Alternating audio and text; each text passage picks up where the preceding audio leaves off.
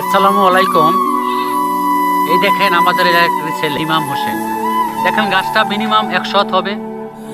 এই লোকটা কিভাবে বসে আছে দেখেন। হুম, হাত হাত নাড়া দাও যাতে মানুষ দেখে। এই দেখেন ছেলেটা জোর ব্যাপার, বোঝার মতন উপায় নাই। এই ছেলেটা এত দূর উঠতে পারে, জীবনে তার ঝুঁকি নিয়ে এই ধরনের কাজ করতে আছে, এই ধরনের তার কর্মের জন্য এবং এতটা রিস্ক নিতে পারে।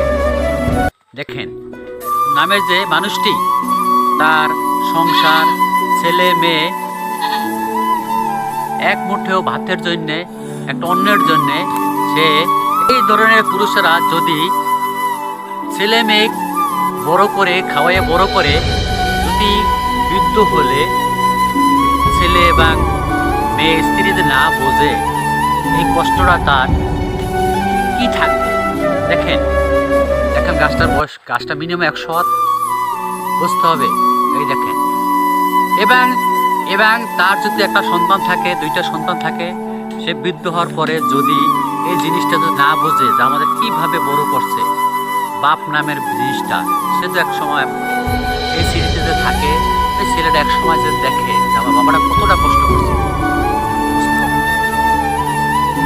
বন্ধুগণ, ভালো থাকবেন, সুস্থ থাকবেন। এই ছেলেরা যাতে রিস্ক নিয়ে কাজ করতেছে, আল্লাহ যেন তাকে কাজ করুক, কিন্তু সবসময় সুস্থভাবে যে কাজটা করতে পারে, কর্মটা করতে পারে। আল্লাহ আবাদ বিপদ থেকে দূরে রাখুক। সবাই দোয়া করবেন তার জন্য।